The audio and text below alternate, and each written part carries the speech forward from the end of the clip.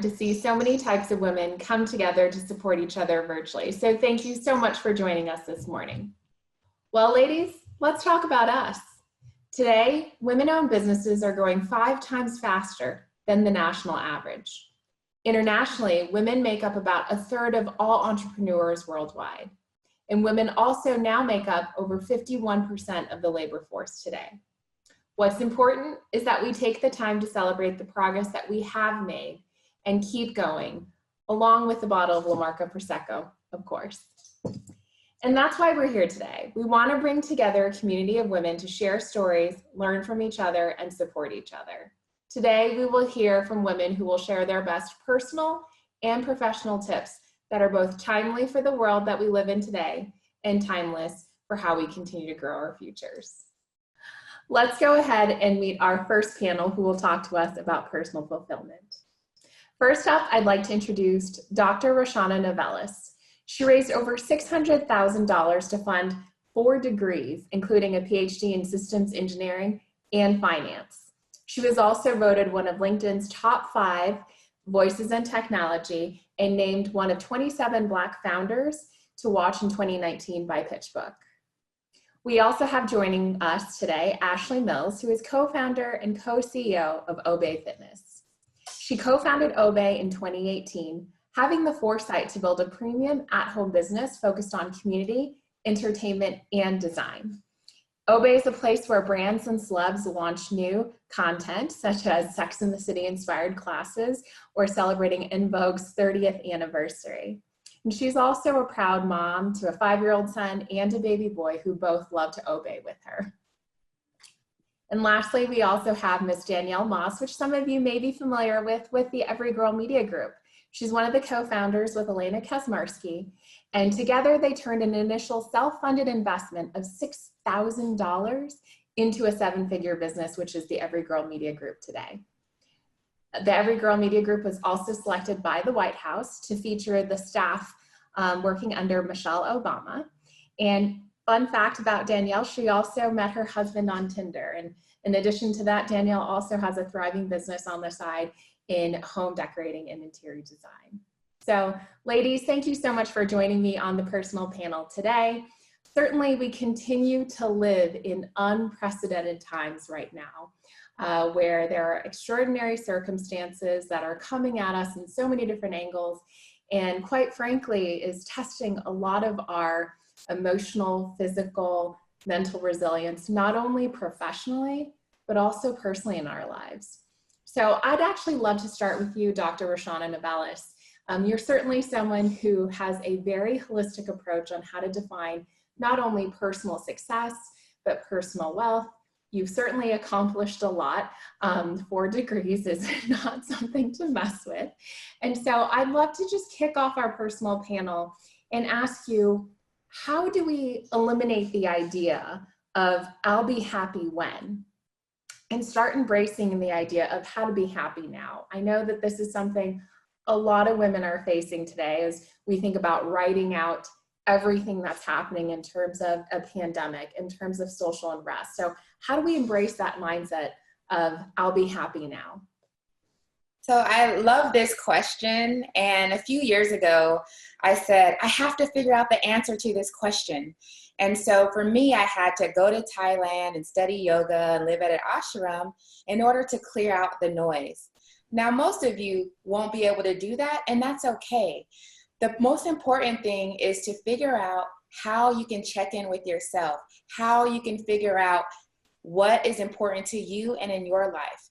So maybe that's taking music classes, maybe that's taking time to walk in the park, maybe it's listening to podcasts.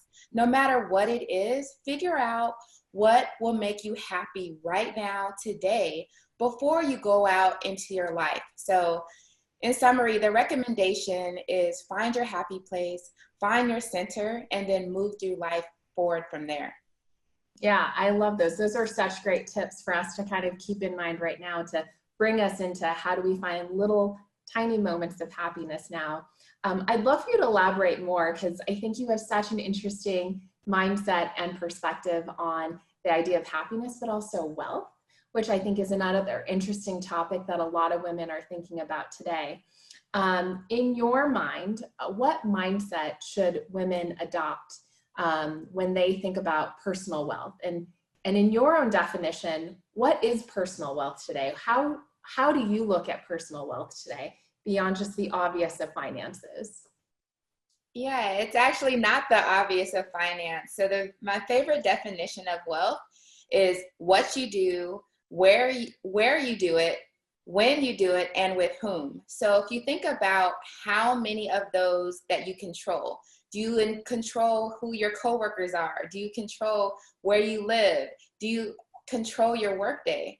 For instance, I love to work out early in the morning. Just yesterday, I woke up at 4:30 in the morning, which is earlier than usual.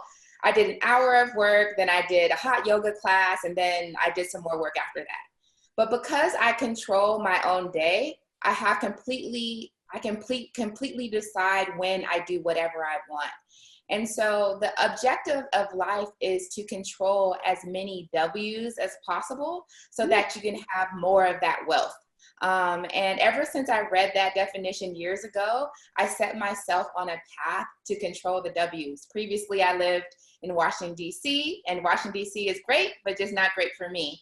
And so I said, hey, I'm going to move to Atlanta. So I started controlling where I did my work. And then the list goes on. So I set out for the past 10 years or so since I read that definition to ensure that I controlled all 4 W's, and this is irrespective of finances. And I'm so much happier. I have so much more clarity now, and I recommend that everyone does the same thing. Yeah, so we're fascinated. So can you tell us a little bit more about what those W's are and what are the W's that we should be looking at to control in our lives? Yeah, so those W's are what, when, where, and with whom. So what you do, when you do it, where you do it, and with whom. So what is your work? So if you love your work, you already have that. So I decided to leave my job as a counterterrorism expert and start my business, Enrich Her, which helps women get financing. So that's the what. When, I just gave you an example of how I structure my day. With whom, I have an amazing team that I surround myself with. So I have dedicated my life to make sure I control these 4 W's so that I can have a wealthy life and so that I would have as much happiness and mindfulness as peace as possible. That's awesome. I think those are such great tips. And honestly, as you were walking through that, it just made me realize there are so many little moments there, again, finding those little moments of joy and happiness. But I think that's also a great reminder that there are little things in the day that we can control, even if there's so many things around us in life right now that feel like that are uncontrollable. So thank you for those tips, Dr. Roshana. Ashley, I'd love to move to you next, talking about control. And honestly, I'm so impressed by Dr. Roshana's grit to wake up at 4:30 in the morning to work out. I don't think I would have that same discipline. But Ashley, obviously you pivoted into a career into the fitness industry, which is fascinating. So I would love for you just to tell us a little bit about how you founded Obey Fitness and how you took sort of like a personal passion and some talent and shifted to that business. And then I'd love to then talk about different fitness tips, again, inspired by Dr. Roshana, of things that women can control and do now in terms of maybe like top 5 fitness moves that we can implement today. Sure. So in terms of my background, so I was a talent agent at CAA, which is a big talent agency in the entertainment business for 10 plus years. And you know, it was an amazing place, amazing people. And there was a certain point in my career where I had just had my first child. And I was kind of looking for something different. I wanted a little bit of a lifestyle change. And so fitness had always been something that I love to do. I went to, you know, in New York and LA, like as all of the different boutique fitness studios opened, I was always sort of like right there when they opened and very excited about that community and that ecosystem. And my now business partner at the time, he was sort of like my work husband. We would always talk about what we were loving, and we had represented a number of clients together, some of which were major players in the fitness space. And so it was an interesting time in media when, you know, the traditional cable cable and broadcast players were losing a lot of market share to Amazon and Hulu and the other OTT platforms. And so we thought, what an interesting time to build our own network, to sort of really go at it on our own and build something that was, would be a great at-home fitness solution, because at the time there wasn't anything in the category that really spoke to us. And so, so we brought sort of our love of fitness, our passion for wellness, and this desire and mission to bring joy to people through movement everywhere and democratize great boutique fitness experiences. Mm-hmm. So we launched the business in March of 2018. And, it's been a wild ride, as you can imagine. So that's the first point in terms of the question about, sort of how did it come about? And then to your second question around. Well, actually, can you pause there real fast? And actually, I'm sorry to cut you off. I think what's so fascinating about your story is a part of this was personal passion, and a part of this is just your natural talents and working with the talent agency. As we dive into your story a bit more, how did you know that this was the right thing to do? Like, how did you know my personal passion is something that can be a business? Because as I think about a lot of women today, as we are sheltering in place or working from home, they're now discovering that they probably have passions right now, and they want to figure out how to bring that forward, how to turn it to a business model. So if you wouldn't mind touching real fast there on how did you know this was the right thing to do? Absolutely. So for me, I've always been interested in health and wellness. I was diagnosed with psoriatic arthritis when I was 23 years old. So, having an autoimmune issue, it was all, my diet and sort of how I was treating my body was something that was always really important for me. And I think through that experience, I learned to really love movement. And I learned that if I did it every single day, I would feel exponentially better, and I could deal with the stressors in my life, and my body felt better, and I felt really strong, and I felt really great in my own skin. So it was really taking that passion for exercise and passion for wellness overall and transferring it into something new. And, the thing, obviously that transition was a major moment. And I think that that's the transition that scares most people. I think a lot of people have passions that they would like to make careers. And certainly I have a million friends who come and sort of voice this to me all the time, and they don't really know how to do it. And I think it really is betting on yourself. I think one of the interesting things about my career as a talent agent, and I represented a lot of folks in the lifestyle category. So people who had found a passion for something and made it into their business. And so I think I had a lot of great examples in my own life of people who had made that transition. So, was it scary? Of course. Was it, crazy to leave a job where you're making a lot of money to go start something new with sort of no sense of when you'll, have a paycheck again? Absolutely. A scary endeavor, but I had a lot of great examples, I think, of people who had done it before me, where I knew, and I also know what I'm capable of, and I've always had an entrepreneurial spirit. So making that leap, was hard, but it was, but I knew that I would come out on the other side of it and have a great business and really a career that I loved, and would bring that passion to life in another way to help serve people. Yeah, that's fantastic. Thank you for diving into that a bit more. So now to the second part of the question, again, inspired by workouts. Do you have some quick, call it top 5 moves or top, especially for people who are time strapped right now working from home? I mean, we're all wearing many, many hats, whether we are, wives, mothers, partners, professionals, teachers. Do you have some quick tips on how we can physically take care of ourselves right now? So one of the biggest issues for people when they know that fitness makes them feel better, it's how do you create that consistency and how do you create that accountability? And so for me, it's about moving every day. There are some days, that I go for a walk and that's my movement of the day, especially in a sort of COVID environment. But what I like to try and do is get at least a half hour of some sort of movement. It could be a HIIT class, it could be dance cardio, it could be sculpt, like I said, it could be a walk, it could be raking leaves, whatever it is. So that the idea is just that you move every day, because our bodies are made to do that. And if you nourish yourself, you're going to get it back tenfold. The other important thing to do is to find time in your schedule where that you can work out every day or you can move every day. So, and this works for, if you want to create a meditation ritual or yoga practice, whatever it is. But, we find, and the reason that we've constructed our business the way that we have is because habit formation and being able to do something at a specific time is one of the ways that you'll keep consistent. So, if you work out every day at 6:30 in the morning, or if you're like Dr. Roshana and you get up at 4:30, more power to you. But it really is about finding that time where you consistently can do something, and you really carve out that time for yourself and know, and ideally you would do it in the morning before your day gets away with you. So before the kids wake up, before your boss starts emailing, before all of that stuff happens, if you can just make sure to get that done right away so that, you can sort of like tick it off your box. Because the thing about movement and wellness in general, it's a cumulative experience. So the more often you do it, the more benefits that you're going to reap. And obviously the consistency is really important. Yeah. In terms of fitness moves specifically, and this is such a great question, I have a couple of sort of rituals that work for me.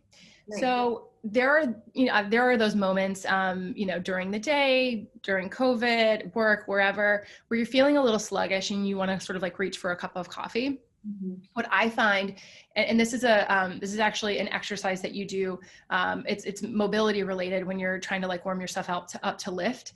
But if you do a down dog into a plank and you keep doing it, almost like, some sort of like sun salutation, that really works and it gets the blood flowing. And that's like a nice, 5-minute kind of exercise that you can do. If it's before like a big moment, a big meeting, a big something, and I want to amp myself up, I'll do like 10 burpees, 10 froggers, something, just to like really get, get the blood flowing and get excited. And then the other thing that is worth mentioning, because it's a hack that I've sort of discovered, on Obey, we have these 10-minute express classes, and they're for anything you could do: dance cardio, dance hit, sculpt, whatever it is. What I like to do is sometimes I like to take myself off video when I'm on a conference call or on a meeting. And I'll do a 10-minute express sculpt class, because it doesn't get your heart rate up too high. So you're breathing, obviously very normally, but you can still get it in the midst of a crazy day. So those would be sort of like my 3 fitness moves, just to, keep the blood moving, because our body is powerful, and it can really fuel so much good energy in your life and your body. And so you just have to activate it and do a couple of things every day that are going to help get you feeling good. Love those practical tips. I must say, I cannot wait until we can, physically get back in the office again. And I would love to see the look on my team's face if I tell them, okay, everyone, we're going to get ready for a big presentation. Let's all do 10 burpees together. I'm pretty sure I'll get some confused looks, but honestly, as I'm thinking through, I think that's such a great tip. And being someone who's really into yoga myself, I know Dr. Roshana's into yoga. The down dog into the planks, oh my gosh, like it works so many little muscles you didn't know you had. And I swear the next day you're like, what just happened? And like, I don't feel like I did anything intense, but it just shows you the power of waking up your body and feeling everything and getting that presence, which is so awesome. So thank you for sharing those fitness tips with us. And thank you for sharing your story on how you moved from a personal passion into turning that into a business. And from there, I'd love to jump to Danielle, because Danielle, I know you are the queen of taking your personal passions and doing something with it. And Danielle, you've created such success for yourself with hard work, determination, grit, both from starting a blog into a business and now your side business. So would love to just pick your brain a little bit and talk about, like, what's the one thing that you were so proud of that you had the courage to do, even when other people said no, when it came to turning your personal passion into a business? I heard no a lot. And back when Elena and I first started the Everygirl, it wasn't, I don't know how seriously people took it. And they were like, oh, your blog, it's so cute. I'm like, okay, thanks. So I feel like, no one thought it was going to turn into a thing. I remember my mom and I have a very complicated relationship. So take that, into play here. But I had told her we finally launched the site that we poured our hearts and souls into, staying up till 2 a.m. That cool. At one point I remember hearing, you'll do anything to avoid getting a real job, won't you? I'm like, I'm working so much more than anyone else. I think, you know, I think hearing no probably fueled me to work even harder, hearing that I couldn't do it. But I was just in this place of I wanted to do something I loved. I think the fear of doing something I wasn't passionate about really drove me to keep going. Um, and ultimately, the biggest thing, my mission was I just really didn't want women to feel alone, and I didn't want them to struggle the way I did in my 20s. I was so lost, and there wasn't that place to turn into, to turn to for me. And that's what the Every Girl is and has been for so many women. And getting to be behind that is what drives us and what keeps us going. Yeah, and I think what's so amazing about that is you still had that determination and that personal vision, right, for Every Girl. Do you have a quick tip of kind of how you pumped yourself up or how you helped that resilience every time someone said no? I think there are times you can't listen to those people, and you really can't surround yourself with people who don't support you. And I think there are times it didn't feel great, and it was really scary at the beginning because we didn't know if this was going to turn into, something that was going to pay our bills, and we needed that. So Elena and I were both working on the side while starting it. I think, I don't know, just I tried to drown it out. And at the end of the day, finding the friends who are excited about what you're doing and who will support you the way you would hopefully support them. Yeah. I think that's all you can do, and just keep going. If it's something you believe in and you're passionate about it, you just have to make it work. Yeah, I love that. And passion is a lot of it, obviously. And then also loved your tip about surrounding yourself around the right people and building the right network of people who are excited for you and using that momentum to keep going. I'm sure a lot of the women who are watching can relate to that as they start their own ventures. And I'm sure there's probably even similar stories on this panel of doing that. So would love to jump back over to Dr. Roshana.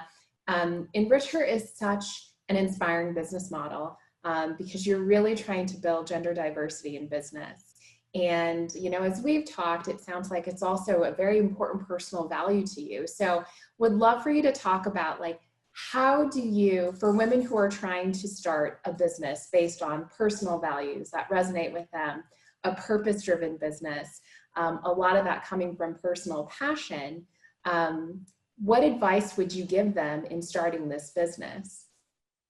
So there's been a lot of great wisdom shared simply in this panel, and I'll just, plus one that great advice in terms of making sure you surround yourself with a support system. But it's beyond that. When I decided to start Enrich Her, I started with a passion and an idea. And I simply told everyone who would listen to me what I wanted to do. I wanted to build a solution that provide funding for women-led businesses. And everyone's like, okay, that sounds great. And I made myself, apply to pitch competitions. I made myself get out of my comfort zone so that I would tell others what I was doing. And so I was only able to do this with the support of advocates, friends, and my community who wanted to see me win. So when you're starting a company, a lot of times you don't have that budget to pay your ideal employees to work with you. Mm-hmm. So you really have to tap into that emotional connection and being part of a movement, especially when it's a social impact kind of business. Absolutely. But a lot of people want to be a part of something. Yeah. I know recently I put a job offer on LinkedIn, and their algorithm said, only 30 people will apply based on your budget. But we in fact got 300 applications because we started out with our mission, our why, our vision for the world, and a lot of people bought into that. So don't discourage yourself to focus on what you don't have. Focus on what you do have and share it with the world.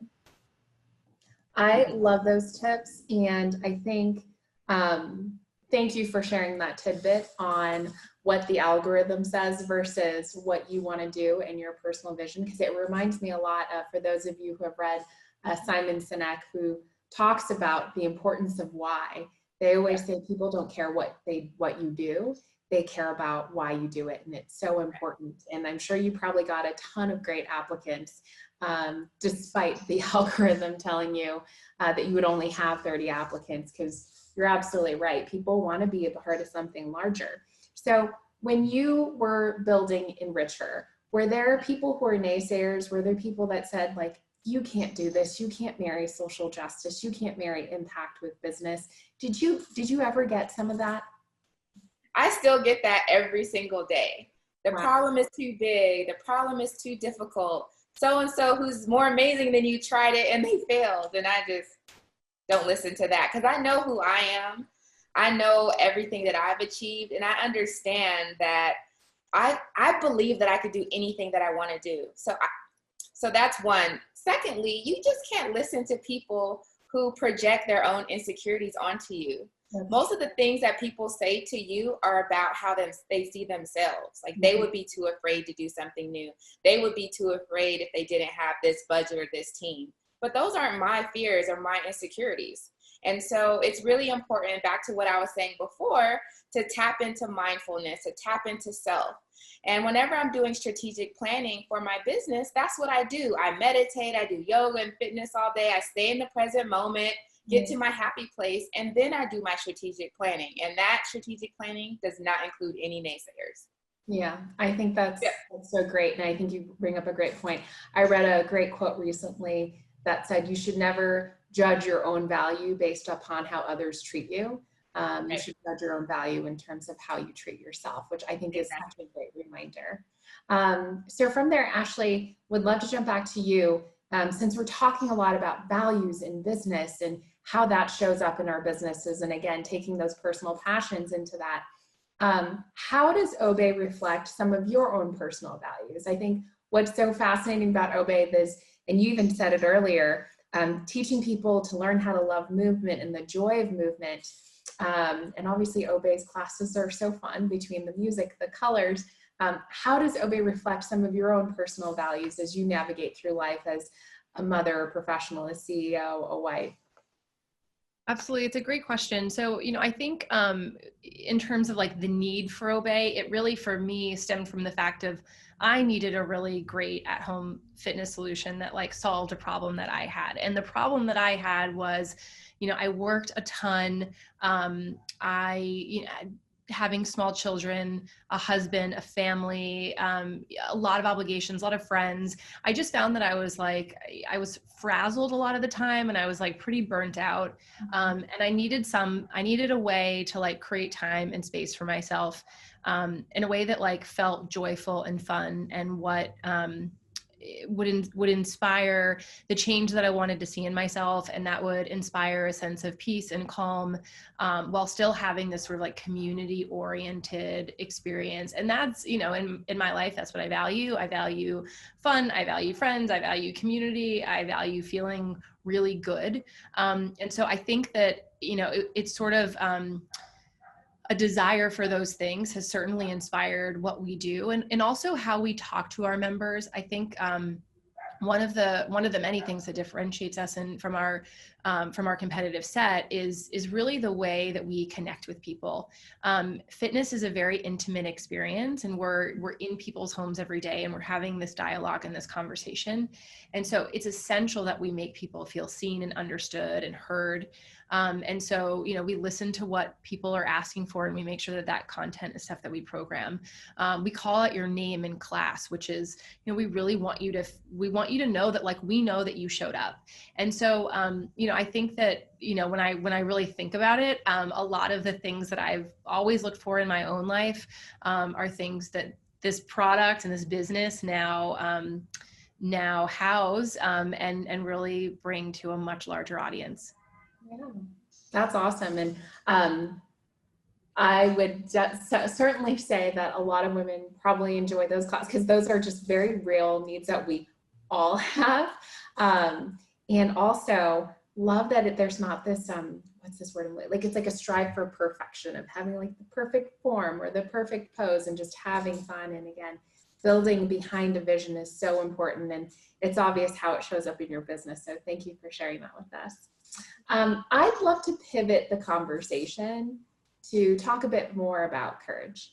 and talking about the courage that it takes to overcome some of the biggest challenges in life.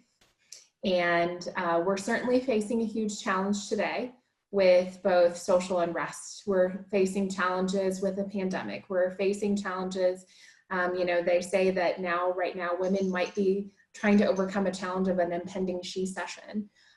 So would love to talk about the real strategies that we're trying to put in place to overcome challenges in life. And Danielle, if it's okay to go to you next, from a personal challenge perspective, certainly knowing you are doing such bold and courageous things to raise awareness about this, and you're going through your own bold and courageous challenge in your own life, that brings a lot of things into perspective. And so would love to talk about the resilience to pick up and move on. So we've talked about it both from your personal passion into business perspective, but if we can get home a little bit and talk about, because I know that there are a lot of women kind of overcoming challenges at home and talking about your own resilience, the goods, the bads, the uglies, you know, what are all the things that you're doing today, if we can dive into that?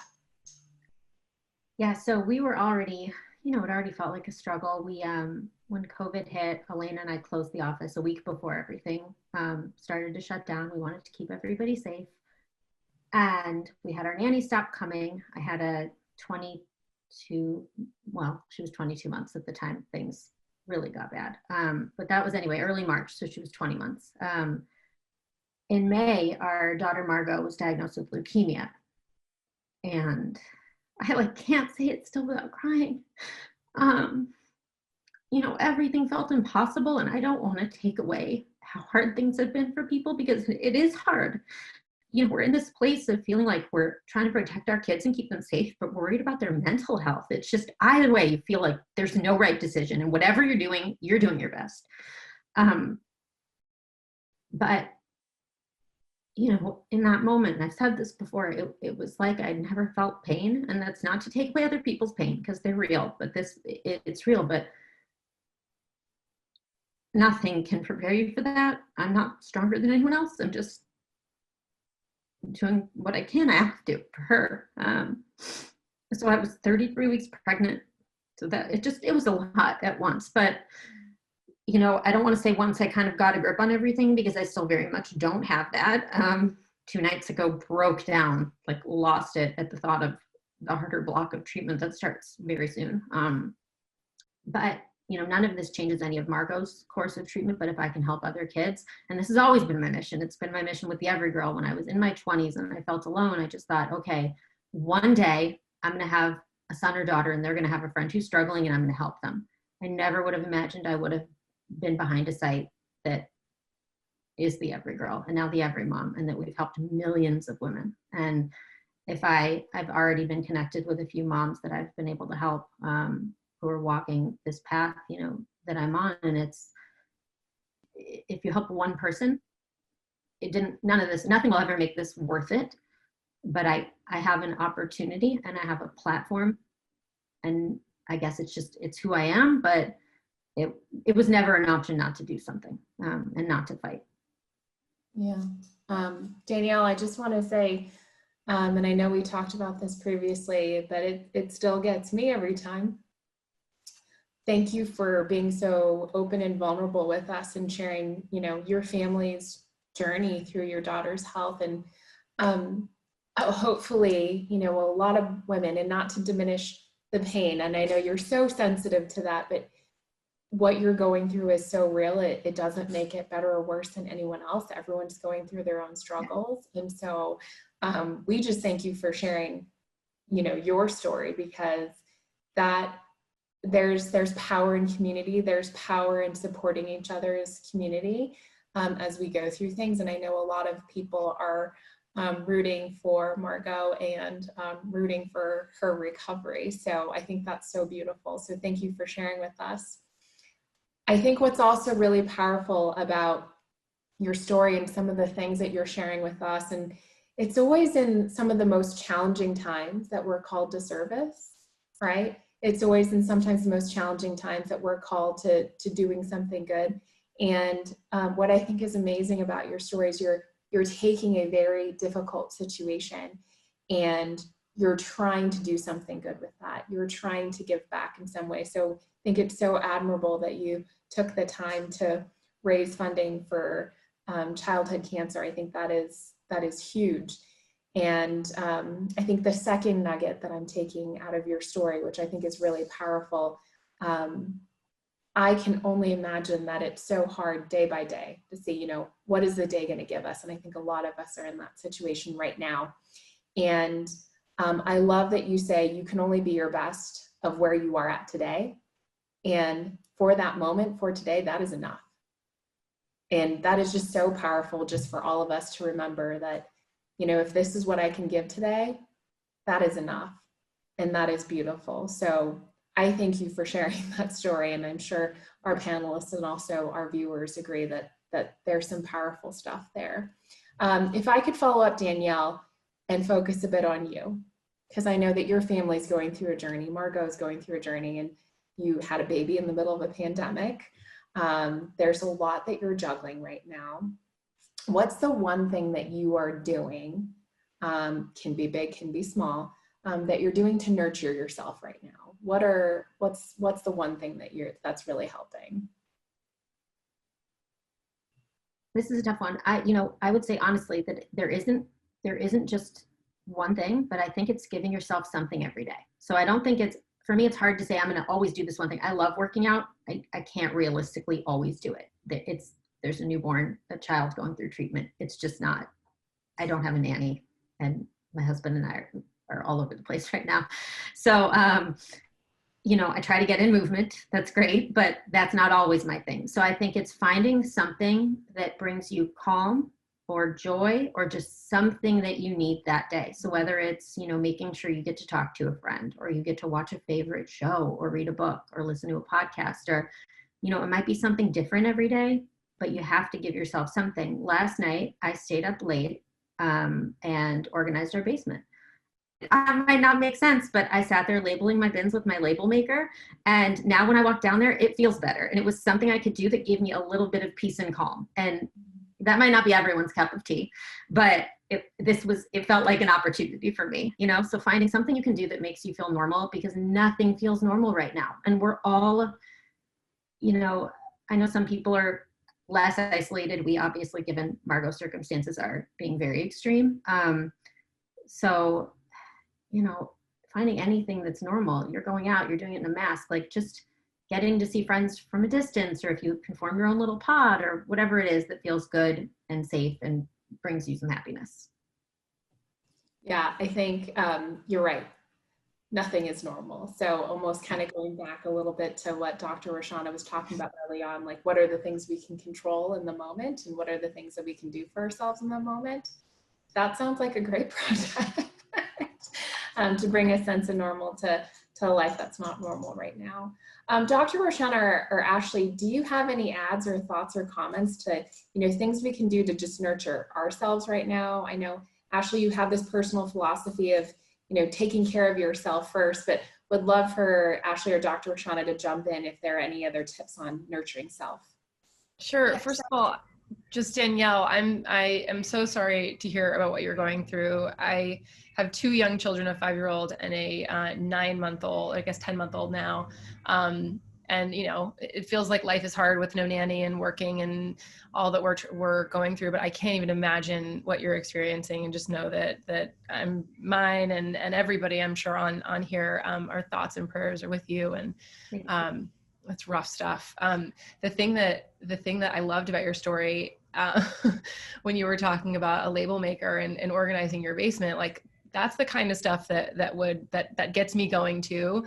It just makes me feel like I'm in control of something, because it feels like we're in control of nothing right now. So if you can create beauty around you, or at least like organize, even though it's chaotic, like you can create at least organized chaos, it makes things feel a little bit more normal. And that's a really nice thing to say. So I don't have much to add other than, you don't have to move every day, obviously, or, and everybody's different in terms of like what works for them, but I love this idea of just like doing something, finding something for you that's not about your kids, not about your family, not about your job, really something just to nourish you, to help you hopefully get out of your head with whatever is going on in the world, and just be able to like take a minute to find your own center. Because I think, you know, when we take care of ourselves, that's when we can take care of everybody else in our lives better. Yeah, I was just going to add. So on June 4th of this year, I had 9 tumors removed from my body. And I went from not being able to walk at all for like the first couple of weeks to slowly having to build myself up. And, you know, my last checkup, I'm perfectly fine, right? And it really gave me a lot of perspective. Before I had the surgery, first of all, it's like having surgery in the middle of COVID is like, you have to sign your whole life away, of course. But I wanted to make sure my mental state was as elevated as possible. I didn't want to worry about, I know most people in the panel have this huge support system with their spouse or whatever, but I'll just say it, I'm single, I live by myself, right? So for those of us who are in my category, you sometimes think like, who's gonna, you know, take care of me if something happens? You know, my family lives in California, I live in Atlanta. What's, you know, am I gonna be able to handle and navigate all of this? So, you know, when I started thinking this, I'm like, okay, no, I'm gonna focus on what I can do and what I can have control of. And so I started, you know, having discussions with some friends about, you know, high frequency, you know, things such as gratitude and affirmations and all of this. I created my daily routine in the morning. So it's beyond the fitness. It really includes affirmations. So every morning I say over and over, everything is working out for me. Everything is working out for me. Everything is working out for me. So I do this for 15 minutes, like, and it feels like everything's working out for me. And, you know, witnessing myself go through this transition and, you know, it really reminds me that how much like your perspective and how much like faith you have in your ability to grow and endure no matter what the situation is really is a determining factor in how you grow and how you experience life. And so no matter where you are and what kind of situation, just look at what you do have again versus what you don't have. Yeah, that's such great perspective, Roshana. And so again, sorry to hear about the health challenges there, and hopefully everything's okay. So thank you for sharing that. You touched on something powerful about affirmations, and I know that's something that a lot of women are trying to tap, and not just women and men, right? Trying to tap into affirmations of how to tune yourself into a higher frequency. Do you have like 1 or 2 of your top favorite affirmations that everyone can use to start off their day that you might want to share with the group? Well, every day I have like a whole library on YouTube that I've created with like 100 different speakers and affirmations. But, you know, I'll recommend Louise Hay, Abraham Hicks, and Jason Stevenson. They have so many videos on different kinds of affirmations and gratitude practices and how you go to sleep and let go of all your day and send people love. So, but one of my favorite strategies when I'm getting really hard on myself, I like to think of myself as a 5-year-old child and talk to myself. So a lot of people forget that they were once a kid as well. So what would you tell your 5-year-old self? Would you tell them, oh, you're doing this wrong, or it's taking too long? Or would you say, I love you, I support you? You know, what kind of tone would you have with your 5-year-old self? Yeah. And that simple exercise when you're stressed out, it's like, it always calms you down. So I definitely recommend people trying that out if they're, you know, worried and they're getting on themselves about taking too long or being late or what have you. Think about what you would want to be said to yourself at a very young age, and you'll change your perspective. That's such great advice. Because you're right. How would you talk to a 5-year-old versus how you would talk to yourself now? That's such a great visual and tactical aid. And honestly, I think I'm gonna try that for myself. And what a smart tip that we can share with everyone. So thanks. Does anyone have anything to add to that in terms of how to talk to yourself or how to be kind to yourself in this moment? I don't know how much it's okay, I'm derailing a tiny bit, but this isn't the point I do want to make, that when you're amidst a struggle or things feel different, think about the things you get to do. So even with this, like, and as horrible as what we are going through, there's no way to make this good, but her diagnosis was as good as it possibly could have been in terms of leukemia. So we get to fight and she's going to be okay. Like 95 to 98% chance. There are people who do not get that option. So I think that when things feel hard, just remember what you get to do. And if there's something you don't want to do, think about, well, I get to do this one thing today that's good. You know, something might feel hard, or you can't see your family and that's really awful, or you're struggling and you're trying to balance all these different things and you feel lonely, you know, but what do you get to do? Yeah. I think that's a lot. That's great perspective on what you get to do. And honestly, with all your stories, it's such a great life-shifting perspective to put things back in place that, yes, and this time there are many things we get to do. We get to spend time with family. We get to discover new passions. We get to reflect inward and think more about ourselves. And so that will certainly be an affirmation on its own, Danielle, that you guys get to fight, that she gets to fight, and she is going to be great and she's going to be stronger because of this. So I think we're all going to send those positive affirmations to you and your family. So, you know, we've talked a lot about courageous pivots. We talked about personal passions, turning them to business. We talked about resilience and how to overcome no's. And then how do we feed ourselves? So one question I'd love to just kind of throw out there for the group before we get into the Q&A is, and this is a little off the cuff, but what's the one thing that you absolutely love about yourself right now? And so I'll give everyone a moment to think.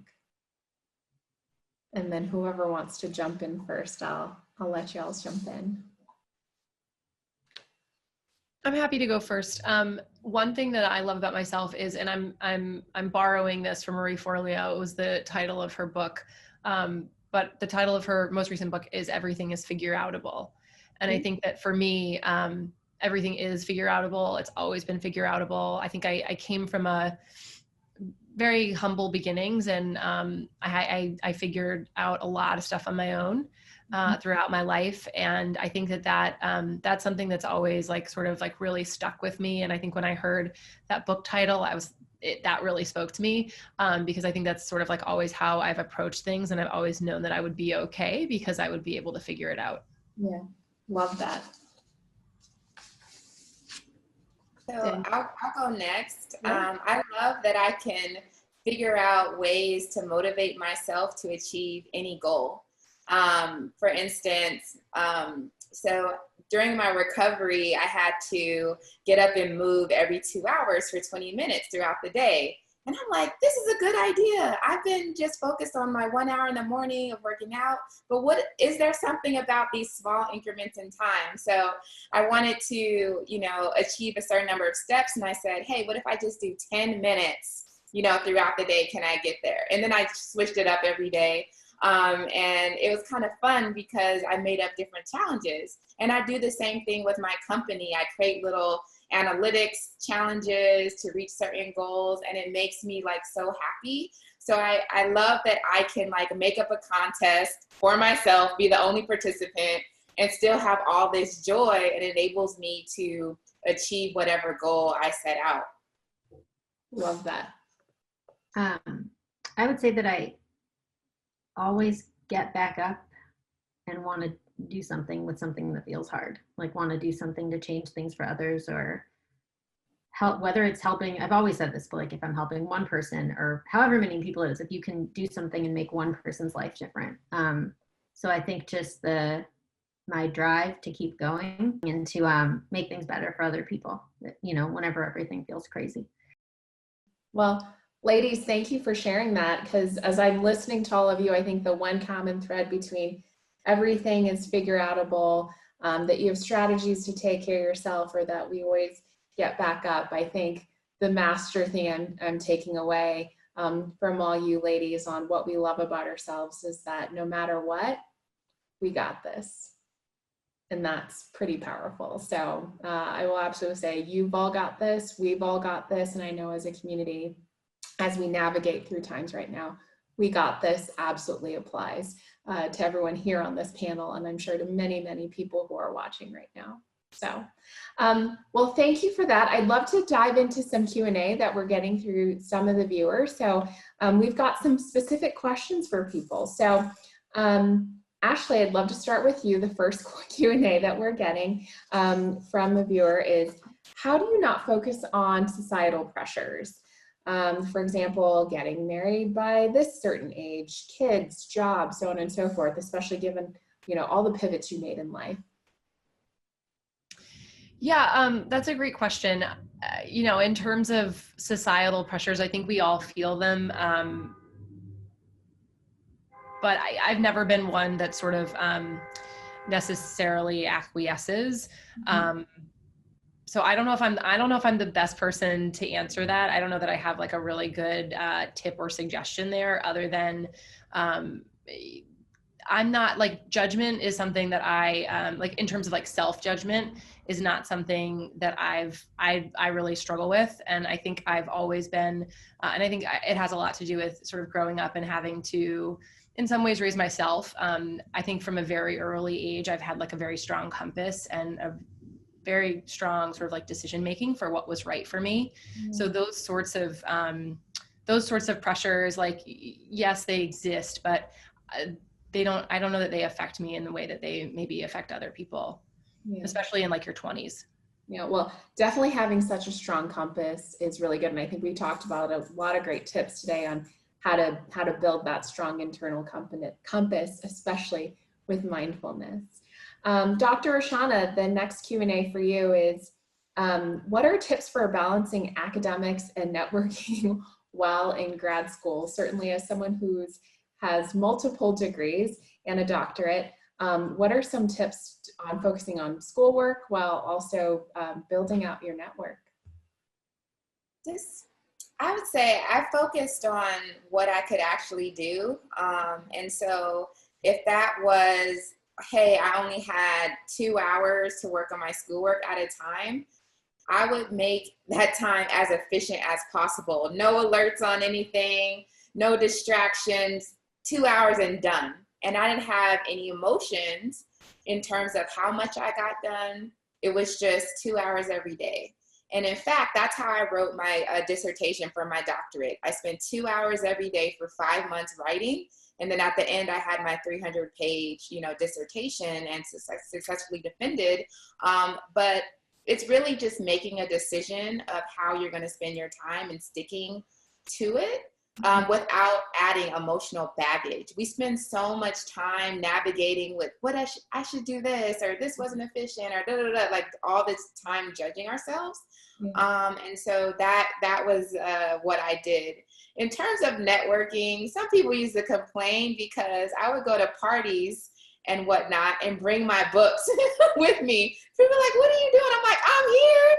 But I have to do this work. I have to do my 2 hours. So I'll be on the couch laughing, typing on my laptop. Like, I have to do it. So sometimes you have to like combine things that are priorities together in order to reach your goals. And I think, another speaker said that she sometimes teaches class while she's on Zoom. That's another example of doing that. It's just like, here are my priorities, and this is what I can do to make it work. And then accepting the fact that some people will think you're weird, and that's okay. But your goals are most important. And so that's really how I achieve, working full time and finishing my doctorate full time in 4 years, is by taking that approach.